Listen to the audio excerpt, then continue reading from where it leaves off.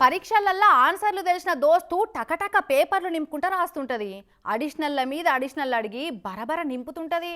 మనకేమో ఒక్క ఆన్సర్ చూయించే అంటే నువ్వెవరో తెలియదు పో అన్నట్టే చూస్తుంటారు కొంతమంది.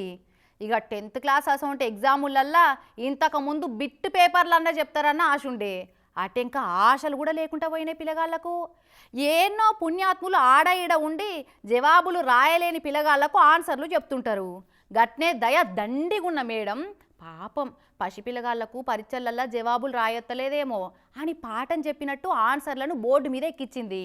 అవి చూసి పిల్లగాళ్ళు వాళ్ళ ఆన్సర్ షీట్లల్లో మంచిగా ఎక్కించుకుర్రు. అటెంక ఏమైందో మరి. పరీక్షలలో జవాబులు బోర్డు మీద రాసి జల్దిగా ఎక్కించుకోరా పొరగాళ్ళు అనే టీచర్లు ఏడ దొరుకుతారు చెప్పురి.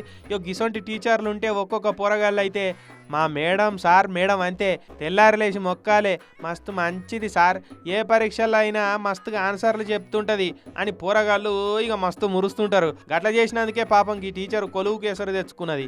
మధ్యప్రదేశ్లో 5వ తరగతి పిల్లగాళ్ళకు కూడా బోర్డు ఎగ్జామ్లు పెడుతున్నారట.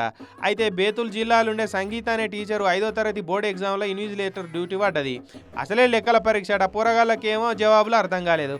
అయ్యో పిల్లలకు పరీక్షలలో జవాబులు రాయస్తలేదు కదా అని పెద్ద మనసుతోటి ఆలోచన చేసి బోర్డు మీద రాసి పాఠం చెప్పినట్టు ఆన్సర్లు బోర్డు మీద రాసింది.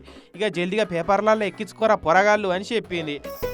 అయితే ఈ ముచ్చట బయటకు రాకపోవు ఆయనతో ఎవరో కిటికీలకు వెళ్ళి కళ్ళు మండిన వాళ్ళు వీడియో తీసి నెట్లు ఇడిచిపెట్టారు. ఖాతం ఇక అట్లా వైరల్ అయిపోయింది. రాష్ట్ర విద్యాశాఖ బాగా సీరియస్ అయిపోయింది. పిల్లలకు నకలు కొట్టొద్దని చెప్పేది పోయి టీచర్ దగ్గరుండి బోర్డు మీద జవాబులు ఎక్కించి నకలు కొట్టిస్తుందా? చెల్లు నువ్వు ఇన్విజిలేటర్గా పనికే రావమ్మా అనుకుంటా డ్యూటీ నుంచి తప్పించారు. ఎంక్వైరీ చేసి నిజమే అని తేలితే కొలువులకు వెళ్ళి సస్పెండ్ చేస్తామని చెప్పుకొచ్చారు. పాపం లెక్కల పరీక్ష కదా అని పోరగాళ్ళు అడిగితే ఆన్సర్లు చెప్పిదాడ మేడం. జవాబులు చెప్పిన కర్మానికి నౌకరికే ఎసరు తెచ్చుకున్నది. అందుకే అనేది చదువుకోండి ఫస్ట్ అనేది. సిటీల సంగతి టీచర్లు చూసుకుంటారంటే ఇగో ఇట్లుంటది కథ.